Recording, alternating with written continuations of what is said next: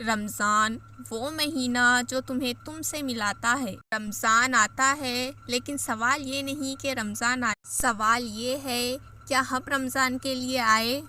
ہر سال رمضان آتا ہے اور ہر سال ہم یہ کہتے ہیں کہ اس سال خود کو بدل لیں گے، پر رمضان چلا جاتا ہے اور ہم ویسے کے ویسے ہی رہ جاتے ہیں۔ اللہ کو تمہاری بھوک نہیں چاہیے، تمہاری پیاس نہیں چاہیے، اللہ کو چاہیے تمہارا ٹوٹا ہوا دل، تمہاری سچی اور خاموش توبہ۔ روزہ صرف پیٹ کا نہیں، آنکھوں کا، زبان اور سوچ کا ہوتا ہے۔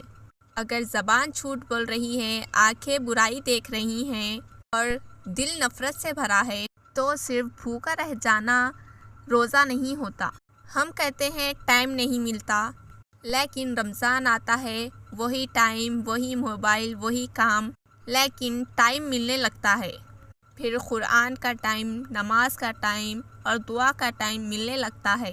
رمضان ہمیں ایکسپوز کر دیتا ہے، مسئلہ ٹائم کا نہیں تھا، مسئلہ پرائیورٹی کا تھا۔ رمضان قرآن کا مہینہ ہے، لیکن قرآن صرف پڑھنے کے لیے نہیں آیا۔ قرآن پوچھتا ہے کیا تم مجھے صرف رمضان میں کھولتے ہو یا پھر اپنی زندگی میں بھی مجھے جگہ دیتے ہو؟ ایک آیت اگر دل میں اتر جائے تو پوری زندگی سدھر سکتی ہے۔ ضروری نہیں کہ روز ایک پارہ پڑھو، لیکن جو پڑھو اس پر رک کر غور و فکر کرو۔ سب سے خوبصورت وقت ہوتا ہے افطار سے پہلے کا وقت، جب ہاتھ میں دعا ہوتی ہے اور دل میں تھکن۔ اس وقت اللہ کہتا ہے بول کیا چاہیے۔ اس وقت صرف کھانا مت مانگو، اس وقت مانگو کی معافی، دل کی صفائی اور ایسی زندگی جس میں اللہ راضی ہو۔ رمضان کا آخری اشرا صرف عبادت کا نہیں ہوتا، یہ فیصلے کا وقت ہوتا ہے۔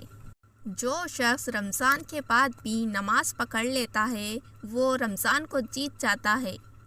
ایک سوال دل پر ہاتھ رکھ کر پوچھو، اگر یہ آخری رمضان ہوا تو کیا تم اللہ سے ملنے کے لیے ریڈی ہو؟ کیا تمہاری توبہ سچی ہے؟ کیا تم نے کسی کا دل دکھایا ہے جس کا حساب باقی ہے؟